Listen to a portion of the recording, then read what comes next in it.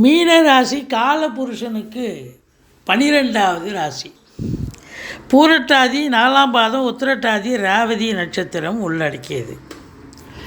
இந்த ராசிநாதன் இப்போ 2ஆம் இடத்துல அமக்கலமாக உட்காந்துருக்கார். எப்போவுமே குரு பகவான் 2ஆம் இடத்தில் இருந்தால் கோச்சார ரீதியாக அற்புதமான பலன்களை வாரி வழங்குவார்னு சொல்லுது.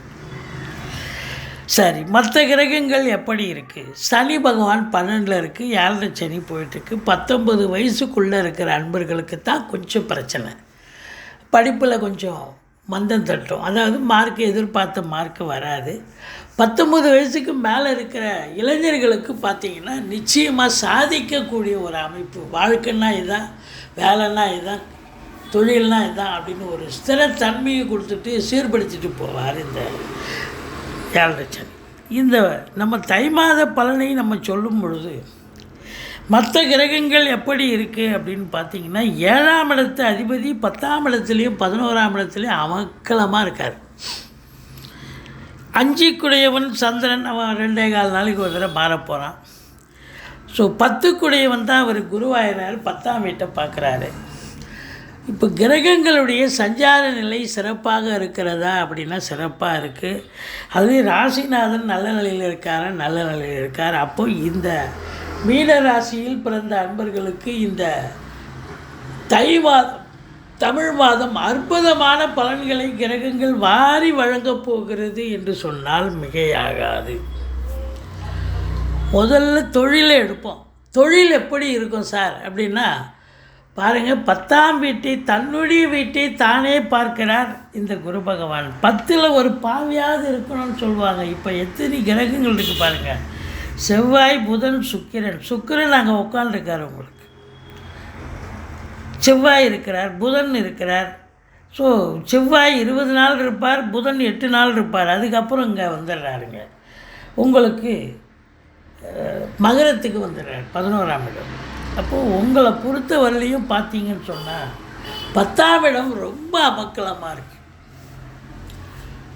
புதுசாக தொழில் துவங்கணும், இந்த மீன ராசியில் இருக்கிற அன்பர்கள் 20 வயசுக்கு மேலே இருக்கிறவங்க தொழில் துவங்கணுன்னா தாராளமாக துவங்கலாம். ஜோசியரை போய் அணுகுங்க. ஜோசியர் வேலைக்கு போகலான்னு சொல்கிறாரா இல்லை தொழில் பண்ணலான்னு சொல்கிறாரான்னு பாருங்கள் உங்கள் ஜாதகத்தை வச்சு.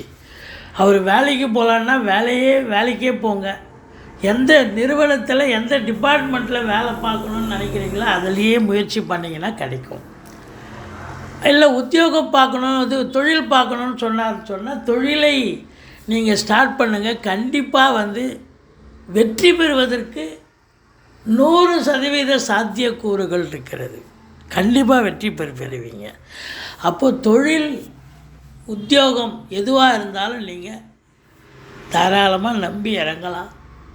வேலை வாய்ப்பு கிடைக்கும், தொழில் பண்ணால் தொழில் கிடைக்கும், தொழில் சிறந்து விளங்கும். இல்லை நான் ஏற்கனவே தொழில் பண்ணிகிட்ருக்கேன் சார், எனக்கு எப்படி சார் இருக்கும் அப்படின்னா, நீங்கள் ஏற்கனவே தொழில் பண்ணிகிட்ருக்கிறவங்க இது நாள் வரைக்கும் தொழிலில் அந்த அளவுக்கு ஒரு பெரிய ஒரு பிடிமானமோ, ஒரு பிடிப்போ, ஒரு நல்ல ஒரு வருமானமோ இருந்திருக்காது. இனி உங்கள் காட்டில் மழை உங்களுக்கு பொற்காலம் துவங்கியாச்சுன்னு சொல்லலாம். உங்களை பொறுத்த வரலையும் ராசிநாதன் 10ஆம் இடத்தை அதிபதி பார்க்குறதால தொழிலில் ஒரு ஸ்திரத்தன்மை ஏற்பட்டு நல்ல சம்பாத்தியத்தை பார்க்க போகிறீங்க. கேட்குற இடத்துல கடன் கிடைக்கும். கடனை வாங்கி தொழிலில் போடுங்க, தொழில் நல்லா அபிவிருத்தி ஆகும், நல்ல சம்பாத்தியத்தை பெறுவீர்கள் அப்படின்னு சொல்லலாம். சரி, தொழில் அப்படி இருக்குங்க. உத்தியோகம் பார்க்குறவங்களுக்கு எப்படி இருக்கும்? நாங்கள் உத்தியோகம் ஏற்கனவே பண்ணிகிட்ருக்கோம். அரசு உத்தியோகம், தனியார் துறையில் வேலை பார்க்குறவங்களுக்கு சலுகைகள் அனைத்தும் கிடைக்கும். அனைத்து சலுகைகளும் கிடைக்கும். ட்ரான்ஸ்ஃபர் எதிர்பார்க்குறீங்களா? ட்ரான்ஸ்ஃபர். ப்ரமோஷன் காத்திருக்கிறீங்களா? ப்ரமோஷன் கிடைக்கும்.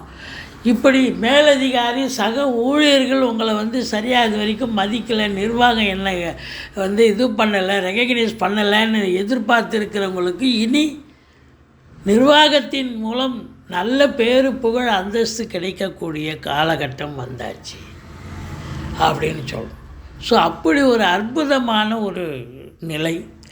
ஏற்கனவே தொழில் பண்ணவங்களுக்கும் சிறப்பாக இருக்கும், உத்தியோகம் பார்க்குறவங்களுக்கும் சிறப்பாக இருக்கும். தொழிலில் மேன்மை, உத்தியோக மேன்மை அப்படின்னு சொன்னால், அப்போ தொழில் உத்தியோகம் சிறப்பாக இருந்தால் வருமானம் சிறப்பாக தான் இருக்கும். அப்போ 2ஆம் இடத்துல குரு இருக்கார். பல ரெட்டிப்பு வருமானம் கண்டிப்பாக வரும். ரெட்டிப்பு வருமானம் அப்படின்னும்போது குடும்பத்தில் சந்தோஷம், குதூகலம் ஏற்படத்தானே வேணும். உங்கள் சொல்லுக்கும் செயலுக்கும் மதிப்பு மரியாதை ஏற்படும். வாக்கினை தொழிலாக கொண்டு செயல்படக்கூடிய மீனராசி அன்பர்களுக்கு பெரிய லெவலில் ஃப்ளரிஷ் ஆகும். இப்போ வழக்கறிஞர் இருக்கீங்க, ஆசிரியர் இருக்கீங்க, ஜோசியர் இருக்கீங்க, பேச்சாளர், சொற்பொழிவாளர் இருக்கீங்க. இவங்களுக்கெல்லாம் இதுபோல் மீனராசியில் பிறந்தவர்களுக்கு இப்பொழுது சூப்பரான காலகட்டம். உங்களுக்கு அற்புதமான வாக்கின் மூலம் பெரிய லெவலில் சாதனை பண்ண போகிறீங்க. அப்பா இவ்வளோ நாளாக எங்கேப்பா இருந்தார், இவ்வளோ திறமையை வச்சுக்கிட்டே அப்படின்னு உங்களை பாராட்டுவாங்க. அதுதான் நடக்க போகுது. அப்போ 2ஆம் இடம் சிறப்பாக எது வாயை திறந்து பேசினாலும் அது சூப்பர் அப்படின்னு சொல்லணும். குடும்பத்தில் சுப நிகழ்ச்சிகள் நடத்துவதற்கான பேச்சுவார்த்தை நடத்துவாங்க. வெளியார் சுப நிகழ்ச்சிகளுக்கு சென்று விட்டு வர முடியும். வீடே சந்தோஷமாக இருக்கும். அதாவது விருந்தினருடைய வருகையாலும் நண்பர்களினுடைய வருகையாலும் வீடே காலகட்டம் சந்தோஷமாக இருக்கும் அப்படின்னு சொல்லலாம். பாருங்கள், உங்களுக்கு 4க்கும் 7க்கும் உடைய புத பகவான் 10ஆம் இடத்தில் 8 நாளும் 21 நாள் 11ஆம் இடத்திலும் இருக்கிறார். அப்போ வாழ்க்கை துணை அல்லது மனைவியால் யோக பாக்கியங்கள் கிடைக்கக்கூடிய ஒரு மாதம். அவங்க வேலை பார்க்குறவங்களா இருந்தால் வேலை பார்க்குற இடத்துல ப்ரமோஷன், இன்க்ரிமெண்ட்டு கிடைக்கும். இல்லை அவங்க ஹவுஸ் ஒய்ஃபு இல்லை வீட்டில் இருக்காங்க அப்படின்னா அவங்களுக்கு பிறந்த வீட்டிலேருந்து லிக்விட் கேஷோ ஜுவல்ஸோ கொண்டு கிடைக்கும், பொருளாதாரம் கிடைக்கும். ஸோ அவங்களால ஆதாயம் மட்டுமல்ல, அனுகூலமும் இருக்குது, சந்தோஷமும் இருக்குது. மனைவி வழி சொந்தங்களால் அனுகூலம், மைத்துனர்கள் போன்றவர்கள் அவங்களாலேயும் ஆதாயம் கிடைக்கக்கூடிய ஒரு காலகட்டம். தாய் வழி சொந்தங்களால் அனுகூலம். வண்டி வாகனங்களை வச்சு பழப்பு நடத்தக்கூடியவர்களுக்கு பழப்பு ரொம்ப நல்லா போகும். நல்ல சவாரி கிடச்சி நல்ல சம்பாத்தியத்தை பார்க்க போகிறீங்க. இது நாள் வரைக்கும் சம்பாதிச்சது கூட இல்லைப்பா, இந்த மாதம் ரொம்ப நல்ல சம்பாத்தியம்ப்பா, சந்தோஷமாக இருக்கிறேன்ப்பா அப்படின்னு சொல்கிற அளவுக்கு சம்பாத்தியம் கண்டிப்பாக கிடைக்கும். சூரியன் 11ஆம் இடத்தில் இருக்கிறார். அவர் உங்களுக்கு 6க்குடையவனாக இருந்தாலும் 11இல் இருப்பதால் தந்தையால் அனுகூலம், தந்தை வழி சொந்தங்களால் ஆதாயம், அரசாங்கத்தால் அனுகூலம், அரசியல்வாதிகளுக்கு பொற்காலம். சூப்பர். அதுவும் கல்வி நிறுவனங்கள், கல்விக்கூடங்கள், கல்வியாளர்கள், கல்வி பயிலும் மாணவ செல்வங்கள் இவங்களுக்கெல்லாம் ஒரு சூப்பரான ஒரு காலகட்டம். தாயினுடைய நிலை சிறப்பு, தந்தையினுடைய நிலை சிறப்பு. ஏன்னா 9க்குடையவன் 10ல் இருக்கார், 11ல் இருக்கார். ரொம்ப சிறப்பு. தந்தைக்கு செல்வாக்கு பெருக போகிறது. தந்தையால் உங்களுக்கு பல நன்மைகள் நடக்கப் போகிறது. பிள்ளைகளுடைய நிலை, அது சந்திரன் பார்த்தீங்கன்னு சொன்னால் 2.25 நாளுக்கு போயிட்டுருப்பார். அது ஒன்றும் பிரச்சனை இல்லை. பிள்ளைகளால் பெருமிதம் கொள்ளக்கூடிய உன்னதமான ஒரு மாதம். நோய் நொடி அண்டுமா அப்படின்னா 6க்குடையவன் 11ல் உட்காந்துட்டார். ஒரு சிலருக்கு அதாவது உங்களுடைய ஜனனகால தசாபத்தி இப்போது சரியில்லை அப்படின்னாக்கா நோய் நொடிகள் அள்ளுவதற்கு வாய்ப்புகள் இருக்குது, மருத்துவ செலவுகள் வைக்கும். ஆனால் எல்லாருக்கும் கிடையாது. உங்கள் ஜனனகால தசாபுத்தி அடிப்படையில் இப்போது சரியில்லாத நபர்களுக்குத்தான் அது. மற்றபடி நோய் நொடிகள் இருக்காது. கடன் சுமைகள் இருந்தால் ஒன்றும் பெரிய லெவலில் இருக்காது, கட்டுக்குள் இருக்கும். எதிரிகளால் எந்த பிரச்சனையும் வராது அப்படின்னு சொல்லலாம். எதிரிகளால் கூட நன்மைகள் நடக்கும்னு சொல்லலாம். ஏன்னா பாருங்கள், அவனே நண்பனாக மாறிடுவான். 11ல் உட்காந்துருக்குல்ல, அப்போ நல்லதாக நடக்கும்.